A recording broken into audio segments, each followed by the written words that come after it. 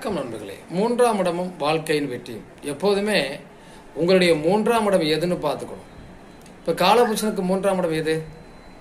மிதுனம். அப்போ உங்க லக்கணத்துக்கு 3ஆம் இடம் எது அப்படின்னு நீங்க பாருங்க. இப்போ மிதுன லக்கணத்துக்கு 3ஆம் இடம் எது? சிம்மம். இப்போ இந்த 3ஆம் இடம் அப்டேட் ஆகிட்டே இருக்கணும். அப்போதான் நம்ம முயற்சிகள் அப்படிங்கிறது சரியா இருக்கும். அப்போ 3ஆம் இடம் சம்பந்தப்பட்ட விஷயத்தை நம்ம பேசிட்டே இருக்கணும். 3ஆம் இடம்னா என்ன? எழுத்து, படிப்பு, பத்திரிகை, நிறைய சொல்லுவோம். அப்ப காலபுருஷனுக்கு 3ஆம் இடம் எது? அந்த புதனோட வீடு. அது சம்பந்தப்பட்ட துறையை இயக்கிக்கிட்டே இருக்கணும். சரி, அப்ப மிதுனத்துக்கு 3ஆம் இடம் எது? சிம்மம். சூரியன் சம்பந்தப்பட்ட, இப்ப சூரியனை பத்திலாம் அந்த சிம்ம ராசியில பிறந்தவங்களை நீங்க புகழ்ந்து அவங்கள பெருசா பேசுனீங்க அப்படின்னா எவ்வளவு ஒரு பிரச்சனைக்குரியவங்களையும் ஒன்று சேர்த்து சொல்லுவாங்க. எல்லாரோடையும் நட்பா பழகுவாங்க. உங்க வாழ்க்கையில் எப்போதெல்லாம் பிரச்சனை வருதோ அப்போல்லாம் அவங்க முன்னாடி வந்து நிற்பாங்க. இப்படி ஒவ்வொரு விஷயத்துக்கும் அந்த 3ஆம் இட இயக்கம் என்பது நம்ம வாழ்க்கைக்கு ரொம்ப ரொம்ப